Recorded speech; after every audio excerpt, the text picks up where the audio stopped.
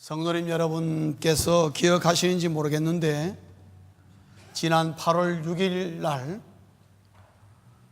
UCLA 근방의 선셋 블루바드에서 수도관이 터져가지고 난리가 났습니다. 지름이 30인치나 되는 메인 수도관이 터진 거죠. 그래서 여러분 UCLA가 완전히 물바다가 된 거 뉴스를 통해서 본 적일 것입니다. 저는 그거 보면서 참 아까웠습니다. 엄청난 물의 양이 그냥 빠져나간 거죠. 여러분 아시다시피 캘리포니아가 안 그래도 가뭄 때문에 힘들어하고 어려워하고 그저 절약하자 그러는데 수도관이 무슨 동네 수도관이 터진 것도 아니고 대형 수도관이 터져가지고 얼마나 물이 치솟았는지 100피트나 올라갔다 그래요. 물길이 그만큼 많은 물의 양을 쏟아버렸습니다. 얼마나 물이 아깝고 그 헛된 물을 낭비했다는 생각이 들지 않겠습니까? 저는 오늘 이 말씀을 준비하면서 그 생각이 떠올랐습니다. 우리가 하나님 앞에 각자가 자기의 형편에 맞도록 나름 기도 생활들을 다 하는 줄 압니다. 전혀 안 하시는 분이 계시다면 기도하십시오. 예수 믿는 사람에게 신앙생활의 기본은 기도입니다. 근데 우리가 기도 생활을 사람 따라 다 다르겠지만은 어떤 분은 수십 년간 기도 생활을 해왔고 짧게는 수년간 해오셔서 그 나름 누적된 기도의 시간도 만만찮게 될 겁니다. 그러나 제가 아쉬운 것은 그렇게 기도의 시간을 나름 많이 들였는데 그 기도가 가지고 오는 하나님의 놀라운 은혜를 제대로 누리지 못한다면 그거는 마치 구멍난 수도관처럼 기도는 하는데 한쪽으로 물이 줄줄 새는 것 같은 마치 그러한 기도 생활을 하고 있지 않나 그런 마음이 드는 것입니다. 그래서 오늘 골로새서를 마치면서 바울이 골로새 교회에다가 하는 말이 기도에 대한 말을 하고 있죠. 안 그래도 저도 금요 찬양 예배도 기도에 대한 또 앞으로 기도에 대한 얘기를 좀 하려고 하는데 또 이렇게 딱 일치가 되었습니다. 오늘 골로새 교회의 마지막으로 하는 말이었던 이 기도, 이게 대한 바울의 그 중심을 저희들이 잘 교훈으로 받아서 기도를 통한 정말 수도관이 구멍난 수도관이 아니라 깨끗한 수도관으로서 100이면 100 그 물의 양을 다 누릴 수 있었지. 우리가 기도하는 것마다 하나님이 주시는 은혜를 누리게 되시길 주의 이름으로 축원합니다.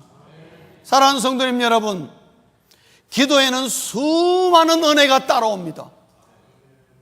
그래서 여러분 기도하는 것을 포기하지 마십시오.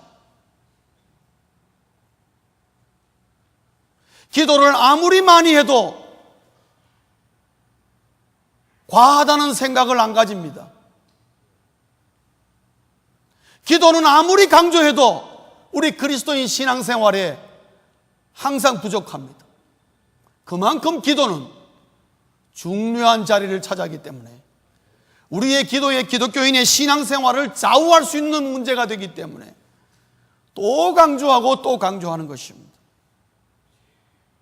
오늘도 역시 기도에 대한 말씀을 드릴 텐데요, 이 말씀을 통해서 한 가지만은 분명히 마음에 새기고 그렇게 되시기를 소원하는 마음으로 오늘 이 말씀을 드리겠습니다. 오늘 이 골로새서 4장 2절에서 6절까지의 말씀의 키포인트는요, 기도는 통로라는 거죠. 기도는 영적인 통로라는 거죠. 기도는 어떤 통로냐? 영적인 통로인데 좀 더 구체적으로 말한다면은 기도는 하나님의 나라가 기도하는 현장에 임하는 통로다 이 말씀이죠. 성도님 여러분 기억하십시오. 내가 하나님 앞에서 어디서든지 기도하면은 그 자리에 하나님의 나라가 임한다는 거예요. 눈에 보이지 않는다고 여러분 과소평가하지 마시기 바랍니다. 여러분이 정말 마음을 다하여 기도하면은 그것이 가정이 되었건 직장이 되었건 사업의 현장이 되었건 학업의 현장이 되었건 차 속이라 할지라도 그곳에 하나님의 나라가 임한다는 거죠. 기도는 그러한 통로라는 것입니다. 그래서 우리는 기도를 절대로 뒤로 미룰 수도 없고 기도를 포기할 수도 없고 기도로 반드시 승리해야 되는 이유가 거기에 있는 것입니다. 사랑하는 성도님 여러분, 우리의 신앙생활에, 우리의 가정에, 우리의 교회에, 우리의 삶의 현장에, 학업의 현장에 하나님의 나라가 임한다는 것은요, 놀라운 것입니다. 여러분의 상상을 초월하는 하나님의 은혜가 임한다는 것을 아셔야만 됩니다. 오늘 본문을 통해서 기도가 하나님의 나라가 임하는 통로라면은, 그러면은 기도로 하나님의 나라가 나에게 임할 때에 임했다는 것을 내가 어떻게 알 수 있느냐? 바울은 오늘 우리에게 두 가지의 중요한 교훈을 주고 있습니다. 아마 바울의 오랜 기도 생활 가운데서 우리에게 골로새 교인들에게 전달해 주고 있습니다. 왜냐하면 골로새 교인들은 신앙생활한 지가 얼마 되지 않았습니다. 그래서 기도를 강조하면서 골로새 마지막에도 기도를 강조하는 것이요, 기도를 할 때에 하나님의 나라가 임하는 통로가 되는데, 그러면 기도를 통해서 내 삶의 현장에, 기도의 그 현장에 하나님의 나라가 임하면은 뭐가 어떻게 되느냐? 첫째는 권능이 나타난다는 거죠. 권능이 나타나는 거예요. 하나님의 권능이 나타난다 이 말씀입니다. 사랑하는 성도님 여러분, 하나님의 권능이 내 기도의 현장에 나타나면 권능이 얼마나 파워풀한지요, 사단이 내 앞뒤로 어떠한 견고한 방벽을 쳐놨다 할지라도 다 무너뜨리고 깨트려 버린다는 거죠. 사단의 모든 권모술수가 아무짝에 쓸모없도록 만드는 것이 하나님이 우리에게 주시는 권능인 것입니다. 그래서 기도할 때에 하나님의 나라가 임하면서 거기서 뭐가 나타나느냐? 권능이 나타나면서 사단의 모든 방어벽이 무너지고 사단의 모든 권모술수가 무너질 뿐만 아니라 물러가게 된다. 그래서 여러분, 바울은 오늘 골로새 교회의 마지막에 하는 말이 사실은 중보 기도를 부탁하고 있어요. 자기를 위해서 기도해달라고 그래요. 기도에 관해서는 바울이 훨씬 더 오래 했고 권위적이지만은, 더 잘 알지만은 아직 잘 모르는 골로새 교인들에게 부탁하기를 기도해달라고 부탁했어요. 전도의 문을 열어달라고. 골로새 교회가 로마 바로 옆에 있는 것도 아닙니다. 골로새 편지를 쓸 때에 바울은 로마 감옥에 있었습니다. 전도할래야 할 수 없는 자리에 있다 이 말씀입니다. 그리고 골로새라는 지방은 거기서 수백 킬로 떨어져 있습니다. 많이 떨어져 있습니다. 그런데요, 성도님 여러분, 바울이 왜 중보 기도를 부탁할까요? 그것은요, 골로새 교회가 이 메시지를 받아가지고, 부탁을 받아가지고 그들이 바울을 위해서 기도하면은 그곳에도 하나님의 나라가 임할 뿐만 아니라 바울이 갇혀있는 로마 감옥에도 하나님의 나라가 임한다는 것을 바울은 알고 있었습니다. 그리고 그 순간에 하나님의 권능이 나타납니다. 권능이 나타날 때에 기도의 문들이 열리고, 기도의 문이 열리면 말씀의 문이 열리고, 말씀의 문이 열리면 전도의 문이 열리며, 전도의 문이 열리면 자기가 복음을 밝히 전할 수가 있다는 이 놀라운 사실을 바울은 잘 알고 있었습니다. 그래서 신앙이 약한 자라 할지라도 기도해달라고 부탁합니다.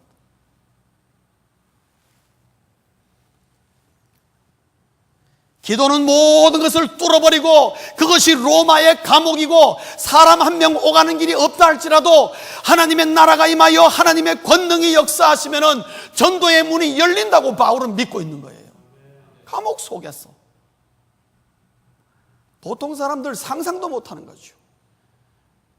그러나 기도가 무엇이며 기도할 때에 어떤 역사가 일어난다는 걸 아는 사람은요, 그렇게 부탁하고 그렇게 말한다 이 말이에요.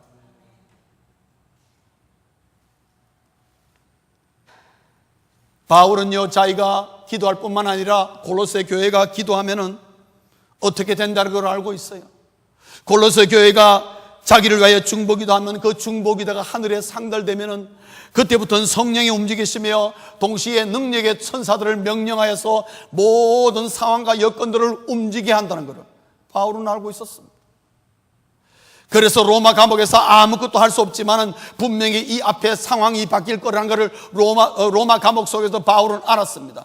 하나님이 상황을 바꾸고 여건을 바꾸면 분명히 자기에게 전도의 문이 열리며 전도할 기회가 올 거라고 알았습니다.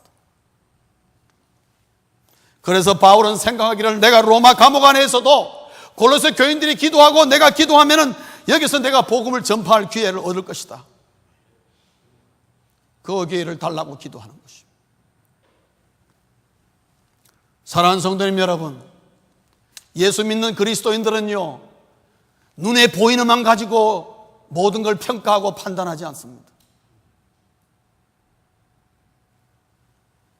기도할 때에 보이지 않는 세계에서의 놀라운 변화와 놀라운 움직임과 놀라운 역사가 일어난다는 것을 바울은 잘 알고 있었습니다. 그래서 하나님의 나라가 임하여 하나님의 권능이 일어나면은 안 될 것이 하나도 없다는 것을 바울은 알았어. 그것을 수도 없이 많이 바울은 경험해 봤기 때문에 자신 있게 골로새 교인들이 뭐가 어떻게 되는지도 모르지만은 그래도 나를 위해서 기도해달라고 말하는 것이. 사랑하는 성도님 여러분, 기도하십시오.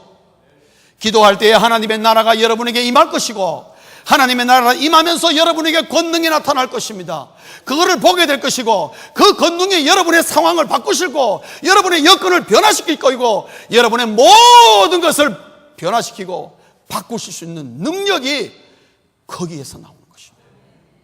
그래서 기도하는 자에게서 하나님의 권능이 나타난다, 그렇게 말하는 것입니다. 성도님 여러분, 이것을 믿으십니까? 믿음대로 행하시기를 주의 이름으로 축원합니다. 이런 것을 우리가 알면서 어떻게 기도를 포기하고 기도를 뒤로 밀 수가 있습니까, 여러분? 천만의 말씀요. 우리는 기도를 뒤로 밀 수가 없습니다. 이런 내용을 알고 우리 앞에 펼쳐져 있는 여러 가지 상황과 문제를 내 능력과 내 힘으로 할 수 있는 게 얼마나 많습니까? 얼마 되지도 않습니다. 참 희한하게 우리는 수없이 많은 한계점에 부닥치면서도 걱정과 근심은 많이 하지만은 이 놀라운 하나님의 권능을 사용할 생각은 못할 때가 너무 많단 말이죠. 성도님 여러분, 기도를 통해서 하나님의 나라가 임하면 나도 모르게 나에게서 하나님의 권능이 나타난다는 이 놀라운 사실을 믿으시고 그 믿음대로 행할 수 있기를 주의 이름으로 축원합니다. 두 번째로, 기도로 하나님의 나라가 내게 임하면 어떻게 되느냐? 하나님의 지혜가 나타난다는 거죠. 지혜가 나타난다는 것입니다. 기발한 생각이 떠오른다 이 말이죠. 저는 기도하다가 하나님께서 이러한 지혜를 줄 때는 아주 박수를 칩니다. 기가 막힌 생각. 아무도 생각하는 것이 어떤 걸 하나님이 딱 주실 때가 있어요. 사랑하는 성도님 여러분, 기도를 통해서 하나님이 주시는 이 지혜의 놀라운 그 신비함을 맛볼 수 있기를 주의 이름으로 축원합니다. 기도하는 자에게 하나님의 지혜가 임한다 이 말이에요. 그 지혜는, 하나님이 주시는 지혜는 몇 가지 특징이 있어요. 그래서 여러분이 이거 하나님이 주는 지혜구나 금방 알 수가 있어요. 첫째는요, 하나님이 주시는 지혜는 때와 뜻을 빨리 간파합니다. 앞에 어떠한 상황과 어떠한 여건과 환경이 있다 할지라도 여기서 하나님의 때가 무엇이며 하나님이 원하는 바가 무엇인지를 빨리 간파하는 거죠. 여러분, 그거 하나님의 지혜입니다. 성도님 여러분, 우리 그리스도인 앞에 벌어지는 모든 것은 우연이 없습니다. 다 필연입니다. 그럴 때에 하나님의 때와 하나님의 뜻을 안다는 것은요, 얼마나 놀라운 지혜인지 몰라요. 수많은 실수를 예방할 수 있는 것입니다. 그리고 하나님이 주는 그것을 기회로 알고 그 기회를 놓치지 않고 잘 선행할 줄 안다 이거죠. 이것이 이런 문제고 보기에는 굉장히 힘들고 어려운 것처럼 보이지만 하나님의 뜻이 있고 지금 이러한 일을 행할 하나님의 때이구나, 그런 걸 할 때 그것을 내가 기회로 바꾸는 것입니다.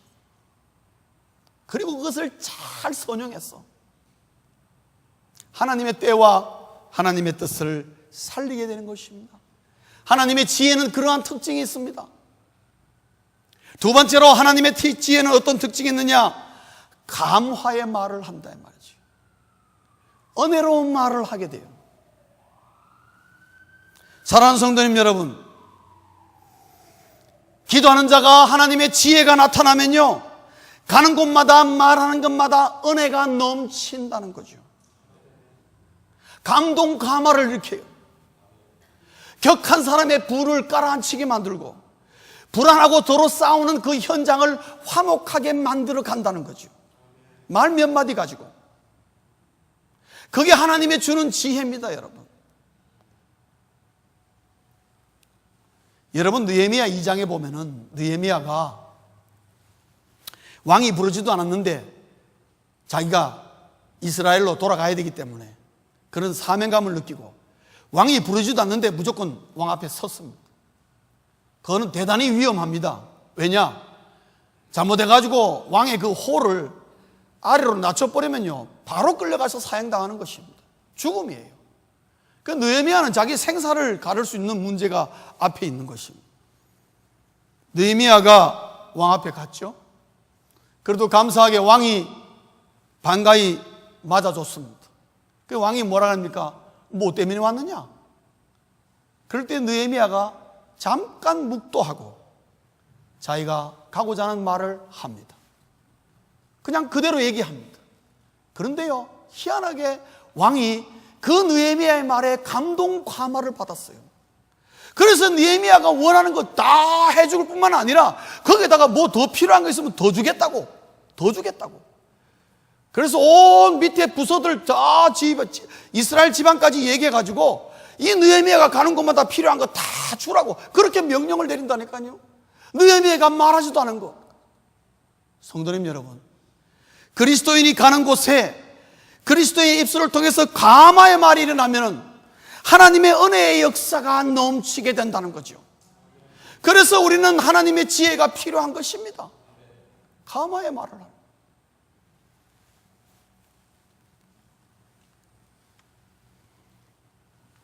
사랑하는 성도님 여러분, 기도하는 자에게 하나님의 나라가 임하면서 지혜가 주어지면은 나도 모르게 내 입을 통해서 감동 감화가 일어나죠.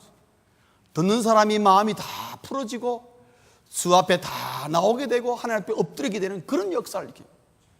사랑하는 성도님 여러분, 우리 모두가 이런 말을 하고 싶지 않습니까?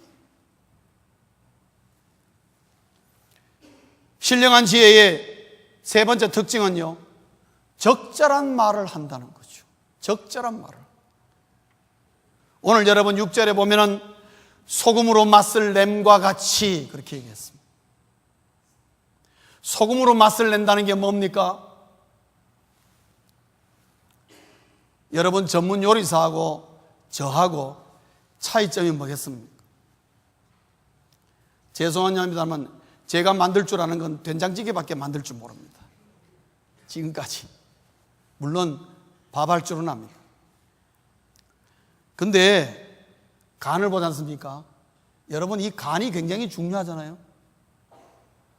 소금이 아무리 귀하고 중요하지만 간이 안 맞으면 소금이 소금의 역할을 못합니다. 너무 많이 넣으면 어떻게 돼요? 짜서 못 먹고, 너무 적게 넣으면 어떻게 해요? 싱거워서 맛이 떨어지는 거예요. 근데 제가 TV를 보면은 전문 요리사가 하면요, 그냥 소금 그냥 턱 집어서 턱 집어넣는데요, 맛이 기가 막히게 맞는 거예요. 이 뭐 손이. 근데 저도 따라서 흉내내서 뭐 소금 해서 딱 집어넣잖아요. 짜거나 난리 나는 거죠. 똑같은 건데 왜 그런지 모르겠어요. 그게 실력 차겠죠? 그러면 물 붓고, 그럼 어떻게 되죠? 아, 또 싱겁네. 그래서 소금을 더 넣어요. 이게 몇 번 반복하면 그 다음에 어떻게 됩니까? 이건 된장찌개 아니에요. 아무것도 아니에요. 된장국 비슷하게 돼버리는 거예요. 그래서 저도 지금 혹시 하게 되면요, 국이 나오건 찌개 나오건 다 그럴 줄 알고 그렇게 먹고 그런 거예요. 여러분, 요리사가 요리를 잘하는 이유는요, 제가 볼 때는 간을 잘 맞추는 것 같아요. 간을 기가 막히게 맞춰. 그래야 소금의 역할을 극대화시키는 것입니다. 마찬가지로 우리가 사람들과 대화할 때에 많은 말보다도 중요한 건 뭐냐? 적절한 말을 하는 게 중요해요. 딱 때에 맞는 말. 과하지도 안 하고 덜하지도 안 하고, 듣는 사람의 마음을 시원하게 만들어주는 적절한 말이에요. 여러분, 이게 내 마음이 원한다고 되는 게 아니에요. 하나님이 그러한 지혜를 주셔야만 되는 것입니다. 그래서 우리는 사람을 만나거나 대화할 때에 느헤미야의 묵도 같은 잠깐의 기도가 꼭 필요한 것입니다.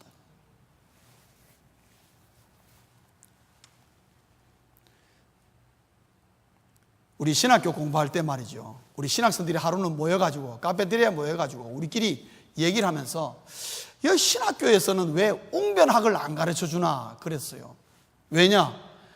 이 목사는 말을 많이 하는데 이왕이면 말을 좀 언어 구사를 좀 잘하면 좋겠는데, 저도 뭐 그렇게 언어 구사력이 좋은 편이 아니라서 귀가 쏠거죠. 맞다. 왜 우리 신학교에서는 이 웅변학을 안 가르쳐 주는지 모르겠다. 웅변학을 가르쳐 주면은 좋은 음성 가지고 아주 적절한 말 이렇게 딱 효과 있게 하면 얼마나 좋겠나. 그렇게 서로 이야기하면 우리 신학교에다가 건의할까? 뭐 이러다가 이제 관둬버렸습니다만은, 제가 목회하면서요, 저는 음성 좋은 사람이 그렇게 부러워요. 그래서 뭐 훌륭한 배우가 나와서 배우가 음성이 좋거나, 그 다음에 아나운서가 아주 음성이 좋은 아나운서, 저는 그럽니다. 제 아내 보고, 여보, 저 사람 음성을 달라고 기도해야 되겠다고. 제가 그랬기도 합니다. 제가 옛날에는요, 여러분 지금은 이제 다 리타이어 하신 분 같은데요, 변웅전 씨라는 분이 계셨어요. 그분이 아주 뛰어난 아나운서죠. 그분 음성이 그렇게 좋아요. 그래서 제가 기도했지 않습니까? 하나님, 변웅전 씨 아나운서 음성을 저에게도 주시면 좋겠습니다. 이왕이면은 교인들이 듣기에 시원하고 깨끗한 음성 듣게 하면 얼마나 좋겠습니까? 탁한 음성 나오지 않도록. 하나님 안 주시더라고요. 한참 하면서 깨달았어요. 목사가 하는 설교도 하나님이 주시는 지혜로 하면 되는 거다 이거죠. 거기에 뭘 자꾸 덧붙이려고 그러지 말아요. 하나님이 주시는 지혜로 그 말씀 속에 주는 은혜를 받아서 그 은혜에 주는 메시지로 하나님이 전하는 것만 그냥 전하면은 하나님의 지혜가 되어서 알아서 역사하니까 네가 어떻게 뭐 해보려고 그러지 마라.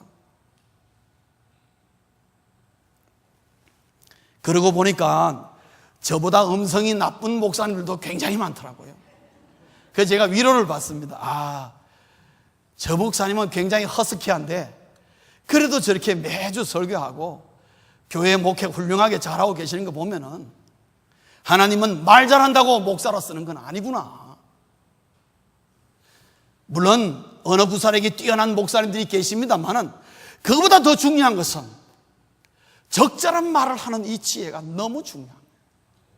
그런데 기도하는 자에게 이런 지혜가 주어집니다.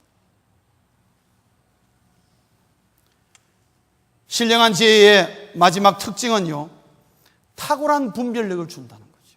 탁월한 분별력. 우리 예수 믿는 사람은 세상에 살면서 신앙생활 제대로 해보려고 그러면 고민을 많이 하게 돼 있어요. 갈등을 많이 겪습니다. 왜요? 세상과 구별된 삶을 살아야 됨과 동시에 세상과 단절해서 살 수는 또 없는 겁니다. 세상 속에 살면서 구별되게 산다는 게 이게 쉬운 일이 아니거든요. 차라리 불교의 스님처럼 세상과 단절되게 딱 끊어버리면 차라리 어쩌면 더 쉬울지 몰라요. 깊은 산 속에 들어가서 그냥 깊은 기도원에 들어가서 막 거기서 10년 20년 그냥 있으면은 뭐 죄질 일도 별로 없고 사람 만날 일도 별로 없으니까 오히려 성결하고 경건하게 살 수 있겠죠. 옛날에 많은 분들이 수도원 많이 하고 그랬습니다. 한때 수도원 운동이 굉장히 일어났었죠. 그러나 여러분, 성경을 보면은 그게 아니지 않습니까? 우리 예수 믿는 사람은 세상과 구별되면서도 또한 단절되지 않는 이 삶을 살아야 되는데, 이것이 하나님의 지혜가 아니면 안 돼요. 내 힘으로 잘 안 된다 이 말이에요. 그런데 기도하면은 하나님이 주시는 지혜가 가운데 뭐가 있느냐? 분별력이 있어요. 탁월한 분별력이 있어요. 아, 이거는 아니구나. 아, 이거는 그렇게 해야 되는 거구나. 분별력 굉장히 중요합니다. 오늘날 수많은 우리 그리스도인들이 분별력이 없어가지고요, 이게 진흙구덩인지 마른 땅인지 구분을 못해가지고 많은 실수와 범죄하는 자리에 자기도 모르게 빠져들어가는 경우가 얼마나 많은지요. 하나님의 지혜가 필요하다. 바울은 오늘 5절에서 그렇게 말하고 있습니다. 하나님의 신령한 지혜가 우리에게 필요하다. 왜? 우리의 삶 속에 예수 믿는 신앙생활 하기 위하여 신령한 지혜를 공급받고 신령한 지혜로 말하고 신령한 지혜로 행동할 때에 세월을 아낀다는 거예요. 바울은 거기에 봐줍니다. 세월을 아끼라. 그 말은 뭐냐? 쓸데없는 시간에 낭비하지 말라는 겁니다. 우리가 말 때문에 굉장히 고민하게 되고 말 때문에 말려들어가지고 그저 걱정하게 되고 근심하게 되고 두려움에 처하는 시간, 그거 다 세이브할 수 있다 이 말이죠. 내가 행동 한번 잘못해가지고 이러지도 못하고 저러지 못하고 밤을 새며 고민하며 걱정하는 그런 시간들, 하나님의 지혜면은 충분히 그 시간을 세이브할 수가 있다 이 말이에요. 그래서 기도할 때에 하나님의 나라가 임하여 하나님의 지혜가 나에게 나타나면은 정말로 나에게 주어진 인생이라는 시간을 굉장히 줄일 수가 있고 그거를 유용하게 값어치 있게 사용할 수가 있다 말이죠. 그래서 5절에서 세월을 아끼라. 기도 가운데 이 말이 왜 나오느냐? 바로 하나님의 지혜로 쓸데없는 시간에 낭비되지 않도록.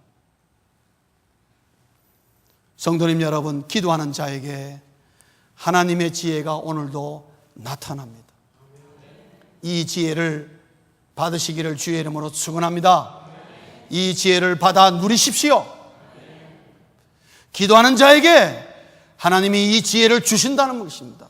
세상이 따라올 수 없는 지혜, 학문으로도 따라올 수 없는 지혜, 이 세상의 어떤 경험으로도 따라올 수 없는 하나님의 신령한 지혜를 주신다는 거죠. 왜냐? 그렇지 않으면 우리 예수 믿는 그리스도인이 이 세상에서, 이 험악하고 유혹이 많은, 죄악이 많은 세상에서 구별되게 살 수가 없다는 것을 우리 하나님도 너무 잘 아십니다. 그래서 기도는 하나님의 나라가 임하기 때문에 불통을 형통으로 바꾸는 능력이 일어나게 되는 것입니다. 성도님 여러분, 하나님의 나라가에서는 불통이라는 거 없습니다. 하나님의 나라는 그 자체가 형통입니다. 영원토록 형통하는 것입니다. 그런데 내가 사는 세상, 내 삶의 현장은 불통할 것이 너무너무 많죠. 그러나 기도함으로 말미암아 그 자리에 하나님의 나라가 임하면은 모든 불통들이 형통으로 바꾸어지는 역사가 일어나더라 하는 것입니다.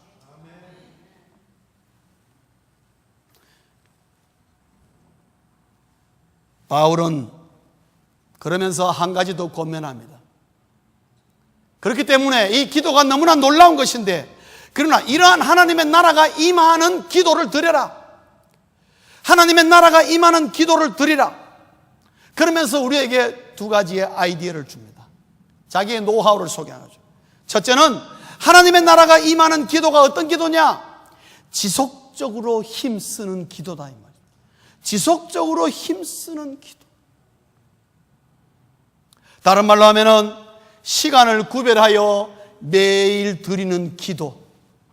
성도님 여러분, 여러분의 하루 가운데에 그것이 얼마가 되었든 간에 매일 시간을 구별하여 따로 떼어서 하나님 앞에 기도하는 시간을 가지시기를 바랍니다. 그것이 지속적으로 힘쓰는 기도의 열쇠입니다, 여러분. 그러지 않으면 우리의 기도는 계속 끊길 수밖에 없습니다. 무시로 기도하는 것이 굉장히 좋을 때도 많지만은, 그러나 무시로 기도한다는 것은요, 기도에 대한 책임이 없다는 것과 똑같습니다, 여러분. 그렇게 악용될 소지가 있다 이 말씀입니다. 그러므로 시간을 구별하여 하나님과 약속하여 매일 드리는 기도가 우리에게 필요합니다. 그럴 때 그것이 지속적으로 힘쓰는 기도가 될 수 있습니다. 그리고 무엇보다도 우선적으로 그 기도 시간을 드리라는 것입니다. 아무리 바쁘고 아무리 피곤하고 아무리 힘들고 여러 가지 당황스러운 일들이 있다 할지라도 그 시간만큼은 하나님 앞에 드리려고 하라는 것입니다. 그게 지속적으로 힘쓰는 기도. 바울은 하나님의 나라가 임하는 기도는 그러한 기도라는 걸 말합니다.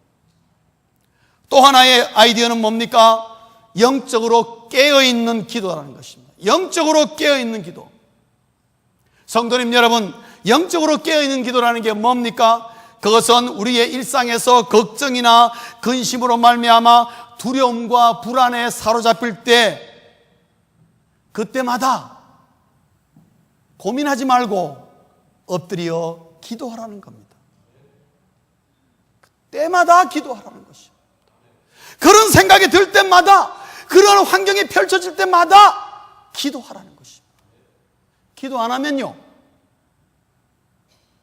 그것 때문에 걱정하고 근심하는 데 시간 보내게 돼 있습니다. 둘 중에 하나거든요. 그래서 걱정으로 인한 두려움이나 불안에 사로잡힐 때마다 엎드려 기도하는 거죠. 그게 깨어있는 기도의 열쇠입니다. 그리고 동시에 마귀를 대적하는 기도를 하라는 것입니다. 나사렛 예수 이름으로 명하노니 마귀야 물러가라, 그렇게 명령을 하라 이 말씀입니다. 언제? 그런 생각이 밀려올 때마다, 그런 것들이 나를 사로잡으려 할 때마다 그렇게 하라는 것입니다.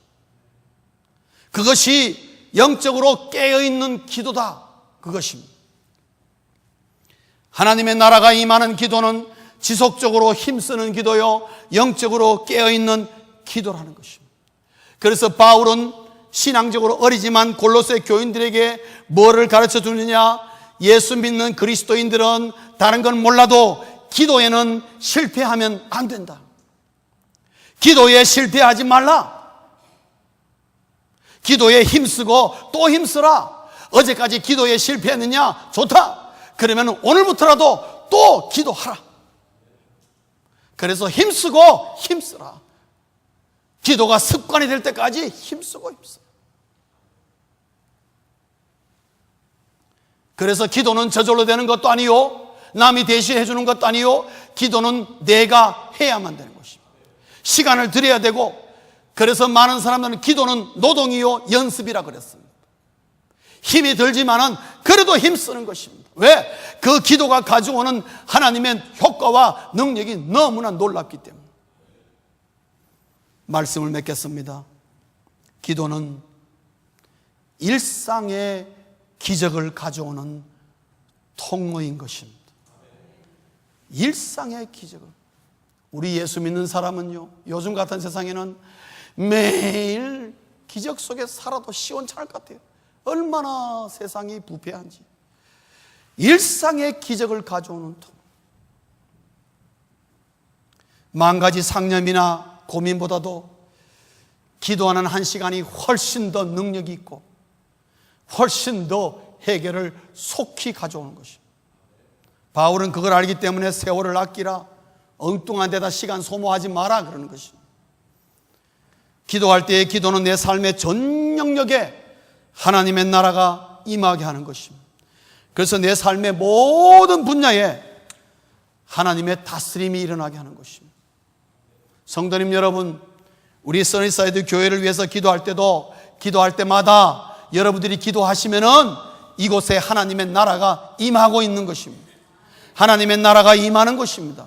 여러분이 몸된 교회로 해서 기도하지 않으면은 하나님의 임재가 없는 교회는요, 하나님의 임재가 없는 교회는요, 그거는 있으나마나한 교회인 것입니다.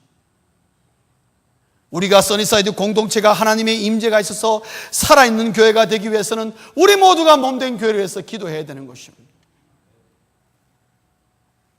오늘부터 기도로 신령한 통로를 구축해 나가시기 바랍니다. 그래서 하나님의 나라가 임하기를 원하는 것입니다. 그래서 그곳에서 하나님이 어떤 일을 일으키시는지 여러분들 일상에서 경험하시고 하나님께 영광 돌리고 찬송하며 감사하는 우리 모두 될 수 있기를 주의 이름으로 축원합니다. 기도하시겠습니다.